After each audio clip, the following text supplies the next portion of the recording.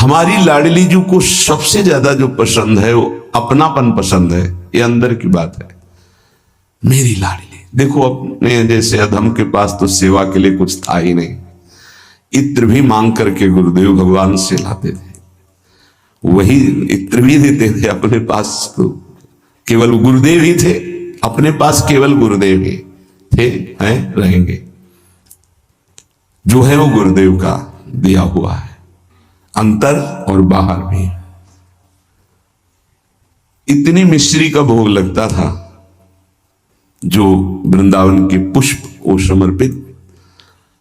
और सबसे बड़ी बात कृपा की ये थी कि पर्दा लगा करके, और जब मिश्री इतनी रखते थे तब रुदन होता था, स्वामिनी जी आपके लिए कुछ नहीं है हमारे पास, बस हम जैसे हैं आपके हैं।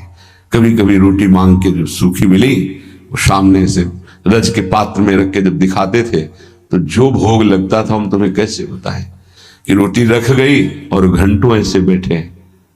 भाव उत्सवेन भजताम रस का। हमारी प्रियाजू को, अरे वैभव क्या वैभव जिनका है वो तो उनके महावर लगाते हैं, और कौन सा वैभव प्रियाजू को पसंद आएगा।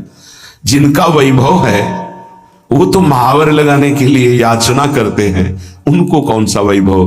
बस नमस्कार प्रियाजू को, मस्तक रखकर भूमि पर हाथ जोड़कर। और जो प्रियाजू को पसंद है श्याम, यदि आपके पास श्याम पुष्प नहीं है, श्याम मृगमद नहीं है, कस्तूरी, तो श्याम सुंदर का नाम और गुण तो है, सुना उनको। गोविंद कथा, गोविंद नाम कीर्तन ये प्यारी जी को बहुत प्रिय है। जब आप सुनाओगे ना गोपाल शास्त्र नाम श्रीमद् भागवत के श्लोक जिनमें रूप माधुरी श्री कृष्णचंद्र जी की या जो महान ऋषिकों के, क्योंकि स्पष्ट समझ लीजिए, मेरे तन मन प्राण होते प्रीतम प्रिय, मुंह को तो भावती ठोर प्यारे के नयनन में, और खास बात नंद के लाल हरियो मन मोर। बस ये है हमारी श्री जी की पूजा। अगर समझ पाओ, पकड़ पाओ, श्री जी की पूजा यही है। तो बोले श्याम वर्ण के पुष्प और कस्तूरी आदि अर्पित करके 4 परिक्रमा करके। अगर आपको कुटिया में ऐसा विधान नहीं है कि आप परिक्रमा कर सके तो आप यहां कर लीजिए 4 परिक्रमा, राधा वल्लभ जी की 4 परिक्रमा कर लीजिए, या अपने ठाकुर को ऐसा सिंहासन रखिए कि सेवा के बाद ऐसी जगह विराजमान कीजिए जहां पीछे से परिक्रमा कर सके। बड़ा महत्व है परिक्रमा का। पूजा की पूर्णता परिक्रमा से ही है। कह रहे हैं परिक्रम्यो और फिर भूयो नमत्वम। 4 परिक्रमा करके भूमि पे मस्तक रख के, स्त्री शरीर है तो पंचांग, पुरुष शरीर है तो साष्टांग। ये बहुत पहले आदेश हो चुका था श्री जी की प्रेरणा से कि हर साधक 11, 21, 51, 108 जितनी शरीर में सामर्थ्य है दंडवत करेगी। तो ये तो सखी भी कर सकते हैं। प्रगट जिनका स्त्री शरीर है, पंचांग किया फिर खड़े हो गए, मंत्र जपा फिर प्रणाम किया, पंचांग फिर खड़े हो गए, 5, 7, 11 ये तो कर ही सकते हैं ना। इससे निश्चित आप देखना बहुत आनंद का मार्ग है श्री जी की 4 परिक्रमा।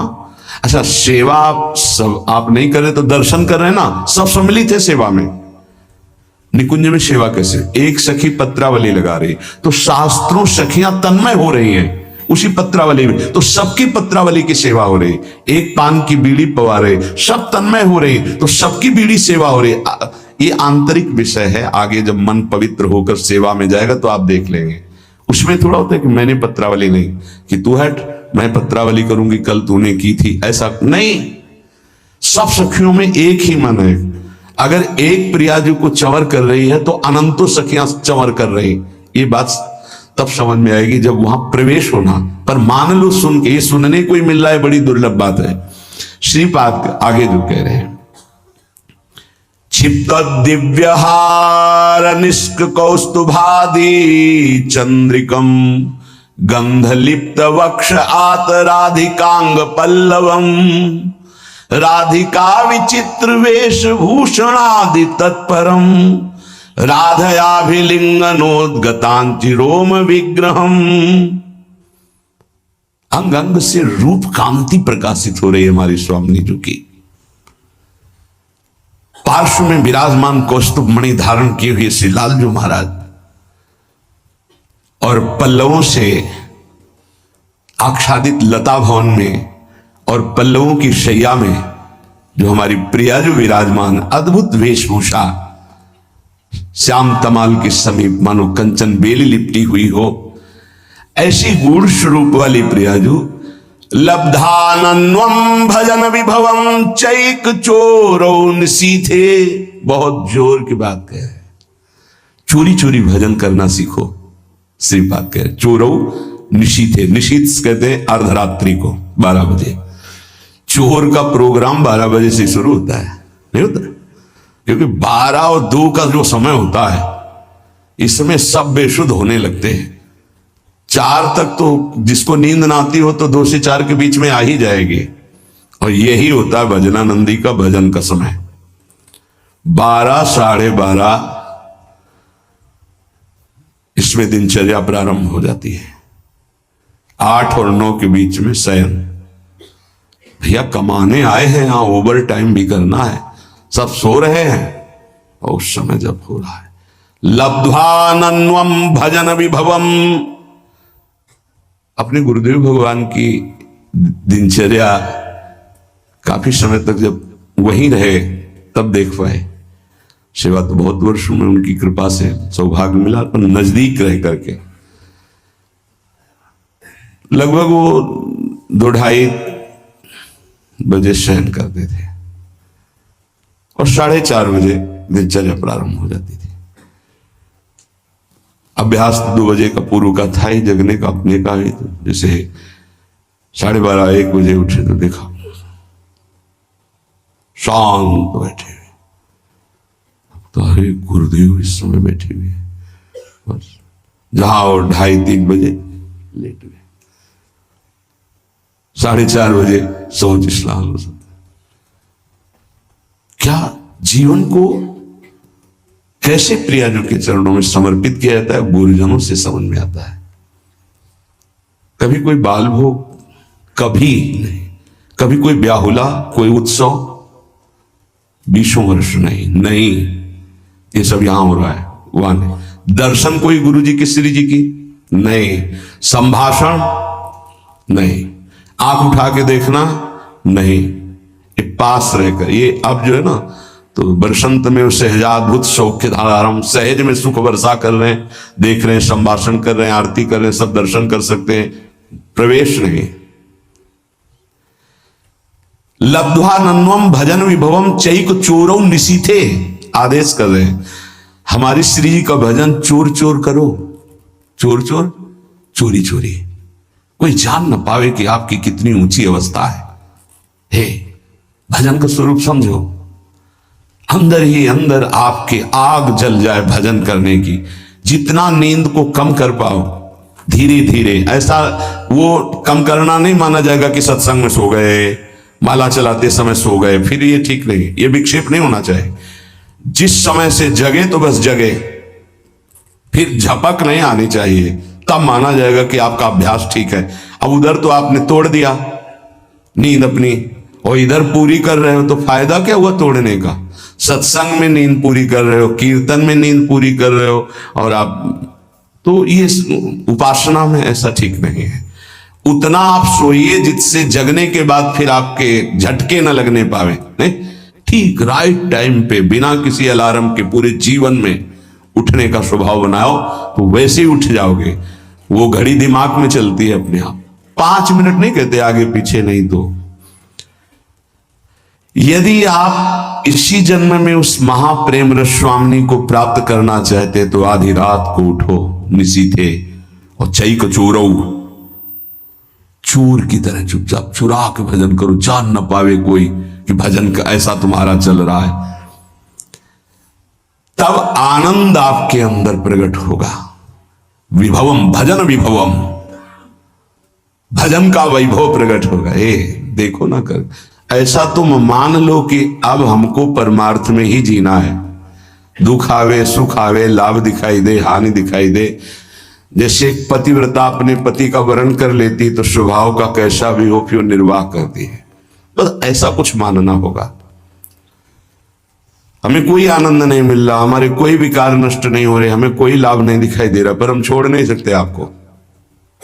हम नरक जाएंगे ऐसे लक्षण है हमारे, पर हम आपको नहीं छोड़ पाएंगे। जीत गया। हमारी बात समझ लेना, अगर समझ पाओ तो। अगर ये बात हृदय में बैठ गई ना कि महारानी जी के सिवा हमारा निस्तार, हमारा कल्याण, हमारा परम हित अब और कहीं नहीं होना, क्योंकि हम किसी काबिल नहीं, अब हम महारानी जी को नहीं छोड़ सकते। बस इतनी बात हमें चाहिए। हम आपसे जितेंद्री हैं, मनोनिग्रही हैं, बने रहिए। हमारे यहां केवल अपनेपन की मांग है आपकी, और सब कुछ आप हो सकते हैं लेकिन अपनापन नहीं दे सकते। मात तात सुत दार देह में मति अरुझय मति मंदा, और हित किशोर को होए चकोर तू लख वृंदावन, सीधे लख वृंदावन चंदा। एकमात्र प्रियाजू का आश्रय, आदेश विधान सब कुछ स्वीकार। गृह त्याग करा रहे हैं आचार्य चरण। पुत्र पत्नी, वैभव, सम्मान, त्रिभुवन पूजित। आदेश होता है कि राधा वल्लभ जी को, इन दो सखियों को प्रश्नवाचक चिन्ह नहीं आया कि प्रभु अभी तो त्याग के ही आ रहे हैं, क्या कहेंगे देववन वाले कि हित हरिवंश महाप्रभु यहां तो गृह त्याग किया। ऐसा कहीं स्फुरण भी नहीं हुआ। क्यों? जोई जोई प्यारो करे सोई मोहि भावे। आज उसी वंश से, उन्हीं आराध्य देव से लाखों का निकुंज में प्रवेश हुआ, हो रहा है, आगे होता रहेगा। नित्यानंद महाप्रभु बाल्यावस्था से लंगोटी वाले परम बैरागी दिगंबर अवधूत, कैसी कैसी स्थितियां महाप्रभु चैतन्य देव ने आदेश किया,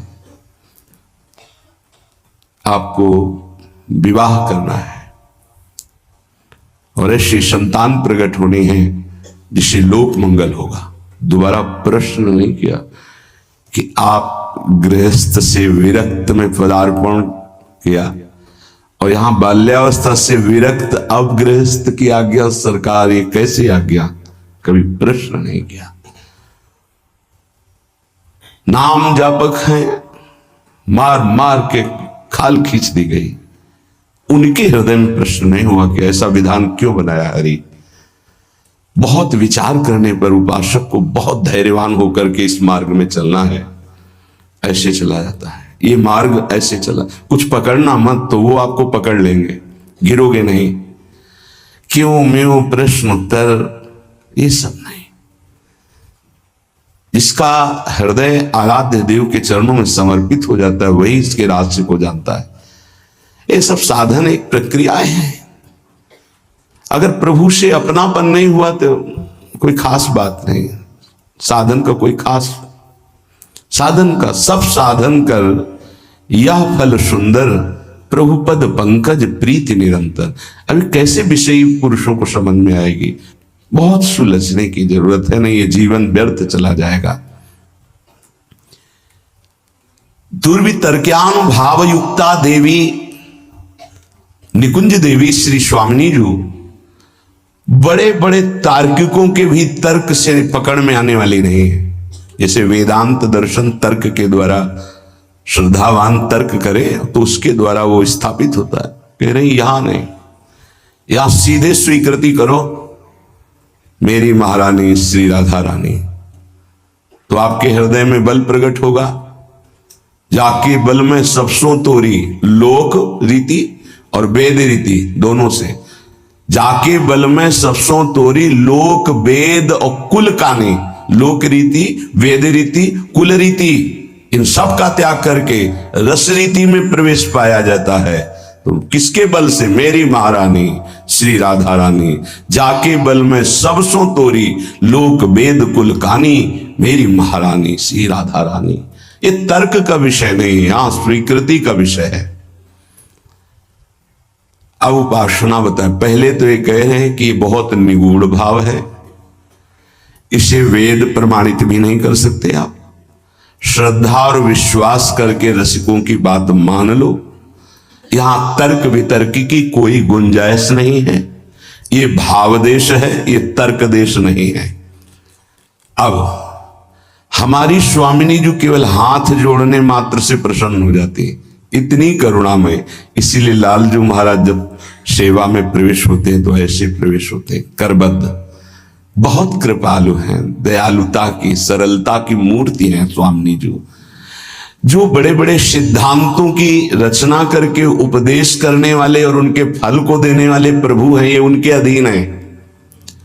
प्यारी जी की एक भ्रकुटी के इशारे से घोर पापी को भी वो पद प्राप्त करा देंगे जो बड़ी बड़ी साधनाओं से नहीं मिलता है। विश्वास कीजिए, आपको लगेगा केवल बातें ही हैं कि प्रमाण भी है। तो नरवाहन जी कोई भी सदाचरण नहीं था। 84 कोष ब्रजमंडल का मूर्धन्य राजा जरा भी ब्रज 84 कोष में उनके खिलाफ या उनकी अधीनता ना स्वीकार करने पर प्राणदंड मिलता था। सीधे प्राणदंड, कोई क्षमा याचना नहीं। ऐसा उनका स्वभाव और प्रभाव था। महाप्रभु हरिवंश चंद्र जो राधा वल्लभ लाल जो पालकी में विराजमान रसिक जनों के साथ गुण कीर्तन, नाम कीर्तन, जय जयकार होते हुए आए और लता भवन में विराजमान किया। सेवकों ने सूचना दी कि कोई महान तेजस्वी पुरुष आभूषण आदि लेकर के अपने इष्ट देव के साथ पधारे हुए, पर उनका तेज ऐसा है कि हम लोगों की हिम्मत ही नहीं कि उनके सामने जा सके। ये आपसे निवेदन करते हैं। नरवाहन जी ने विचार किया कि ऐसा कौन तेजस्वी ब्रजमंडल में जो हमारे आज्ञा पर क्रूर हिंसा कर देने वाले, कठोर हृदय वाले भी भय धारण कर रहे हैं। सामने नहीं गए, हम स्वयं चल के देखेंगे। एक भागवतिक आभा होती है, भागवतिक बल होता है। वो जिस पर कृपा होनी होती है उसी को अनुभव में आता है। जैसे अपने गुरुदेव भगवान के पास जब जाते हैं तो एक भागवतिक बल वहां स्थापित है। वो शायद है कि लाडली जी की कृपा से आपको दिखाई देगा। रोम रोम उस समय बिल्कुल अलर्ट रहता है, सावधान। एक अद्भुत कि जब गुरुदेव श्री जी को देख रहे हैं तो हम गुरुदेव को देख सकते हैं, लेकिन जब गुरुदेव हमारी तरफ देखेंगे तो हमारी हिम्मत नहीं कि हम देख सके, नेत्र झुक जाएंगे ऐसे। वो एक अद्भुत बल होता है। नरवाहन जी पर कृपा होनी थी। हितजू महाराज किसी भी भाव से कोई आवे तो उसको श्री जी प्रदान करते, इतने अद्भुत दाता है। महिमा तेरी कहा कहूं, श्री हरिवंश दयाल, तेरे द्वारे बटत हैं सहज लाडली लाल। बड़ा विचार कर रहा था कैसे होंगे, क्या प्रभाव होगा। जब दर्शन करने के लिए आए तो हिम्मत नहीं पड़ी सामने जाने की। लता भवन की ओट से देखा, जैसे प्रियाजू के नेत्र ऐसे हितजू महाराज के नेत्र, अतुलित रस वर्षत सदा सुख निधान बनवास, अद्भुत महिमा महि प्रगट सुंदरता की राशि, सुंदरता की राशि कनक द्युति देह रुचि। जैसे स्वामिनी जी के श्रीअंग की कांति, सात कुंभ तन गोरी, ऐसे हित सजनी स्वरूपा महाप्रभु हरिवंश चंद्र जी की अजान बाहो, कमल नयन, सुंदर नासिका, सुंदर थोड़ी, युगल चरणारविंद। पान किया और उन्मत्तता छा गई। अभी राधा वल्लभ जी को देखा ही नहीं था, केवल महाप्रभु को देखा था। बस हृदय में बैठा लिया। वहां रसिक जन कीर्तन कर रहे थे, राधा वल्लभ श्री हरिवंश, श्री वृंदावन श्री वंचन। बैठा लिया, राधा वल्लभ श्री हरिवंश, राधा वल्लभ श्री हरिवंश। ये नाम जपते ही कुछ दिनों में ऐसा लगने लगा कि मैं बहुत अधम हूं, अब नहीं करूंगा, अपने हाथ से किसी की हिंसा नहीं करूंगा, कभी चोरी नहीं करूंगा, कभी किसी से कर नहीं लूंगा, ऐसा। और एक तरह से परम वैरागी होकर रह रहे हैं, पर कार्यक्रम उनका वही चल रहा है। उनके अनुगामी जनों ने जैनी व्यापारी की बड़ी नौका को रोका और कहा यहां से निकलने वाले को कर देना पड़ता है। उसके साथ कई 100 सैनिक बलवान थे, तो सैनिकों के बल के कारण उसने कर देना अस्वीकार कर दिया। युद्ध हुआ, समस्त सैनिक मारे गए जैनी को बंदी बना लिया, पूरी संपत्ति नाव की हड़प ली। छोटी मोटी नाव नहीं जिसमें 8-9 से सैनिक सुरक्षा में हो, तो कितना ऐश्वर्य होगा। पहले नावों से ही व्यापार होता था। नौका पूरी जब्त कर ली गई, उसको बंदी बना लिया गया। और उसमें जो मुखिया थे, क्योंकि नरवाहन जी तो राधा वल्लभ श्री हरिवंश आठों पैर जप में लग गए थे, कैसी असीम कृपा हुई थी। पहले दर्शन में ही लुट गए थे। अब वो कैसे लूटेंगे। उनके अनुयायियों ने उस जैनी से कहा कि अगर आप जितनी संपत्ति है इतनी दोबारा नहीं मंगाते हैं तो आपको फांसी की सजा दी जाएगी। उतनी संपत्ति उसके पास थी नहीं। धीरे धीरे फांसी का समय निश्चित हो गया कि कल फांसी दी जाएगी। तो रात में 9-10 बजे स्वयं भोग लेकर के एक दासी गई और उससे कहा कि तुम सावधान, कल तुम्हारी मृत्यु का दिन है। रो पड़ा, मेरा क्या अपराध। बोला यहां अपराध नहीं गिने जाते, यहां कोई निर्णय नहीं होता, मारे जाओगे कल तुम। उसका कोई उपाय बचने का? बोले एक उपाय है, रात्रि के 12 बजे राधा वल्लभ श्री हरिवंश, राधा वल्लभ श्री हरिवंश जोर से उच्चारण करना, मुझे पूरा विश्वास है ये नाम तुम्हें बचा लेगा। अरे तो मरने वाले को जैसे संजीवनी बूटी मिल जाए। थोड़ी ही देर के बाद उच्च स्वर से शुरू किया, राधा वल्लभ श्री हरिवंश, राधा वल्लभ श्री हरिवंश। वो आवाज नरवाहन जी जहां एकांत में जप कर रहे थे वहां पर, अरे ये तो अपराध बन गया, मेरे गुरु जी का कोई शिष्य बंदी बना लिया गया। तत्काल गए, खुलवाई जेल, अंदर गए, हाथ जोड़ा, प्रणाम किया और कहा मुझे क्षमा करना, मुझे पता नहीं था आप हमारे गुरु भाई हैं। अपने सैनिकों को बुलाया और कहा तत्काल पूरी संपत्ति दी जाए और अधिक संपत्ति इनको दी जाए। और उनसे हाथ जोड़ के कहा कभी गुरु जी के सामने ये चर्चा मत चलाना कि आपको इस तरह से प्रताड़ित किया गया। आज से बिल्कुल आदेश लागू हो जाएगा, कुछ किसी के साथ ऐसा नहीं होगा, नहीं तो बहुत बड़ी गलती हो जाती। जहां उसको फांसी की सजा मिलनी थी वहां नवीन वस्त्र धारण कराकर सारी संपत्ति सब। उसके मन में आया एक बार तो उनसे मिलूं, जिनके नाम के बल से मुझे सम्मान मिला जहां मृत्यु मिलने वाली थी, और व्यापार में जो लाभ मिलता उससे अधिक धन मिल गया। उनका मूल तो मिला ही, और भी संपत्ति नरवाहन जी ने दी इस बात की कि मेरा गुरु भाई है। लता भवन में आए, पता लगा के महाप्रभु के दर्शन की सारी संपत्ति भेंट की। महाप्रभु ने कहा नहीं, आप इसका प्रयोग स्वयं कीजिए और कहीं लगा दीजिए, हमारे राधा वल्लभ लाल लता भवन में विराजमान, हमें इतनी संपत्ति की जरूरत नहीं, पर आप देना क्यों चाहते हैं?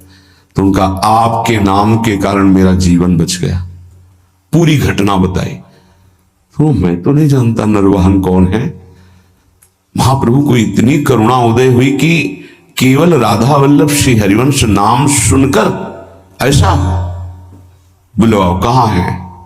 अब नरवाहन जी को बुलाया गया तो कांपते हुए आए कि पता नहीं। अब उनके हृदय में तो था मेरे गुरुदेव हरिवंश चंद्र मेरे इष्ट राधा वल्लभ, पता नहीं गुरुदेव क्या दंड विधान करेंगे क्योंकि गलती हो गई।